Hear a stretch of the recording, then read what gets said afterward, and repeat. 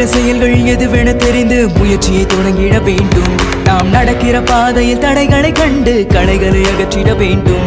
படிக்கிற வேர்வை நிலத்தினில் வீழ்ந்தால் நினைக்கிற வெற்றிகள் தோன்றும். அதில் படிக்கிற பாடமும் முடிக்கிற வேகமும் படிப்பினை ஆக்கிட வேண்டும். முடிகிற செயல்கள் எதுவென தெரிந்து முயற்சியை தொடங்கிட வேண்டும். நாம் நடக்கிற பாதையில் தடைகளை கண்டு களைகளை அகற்றிட வேண்டும்.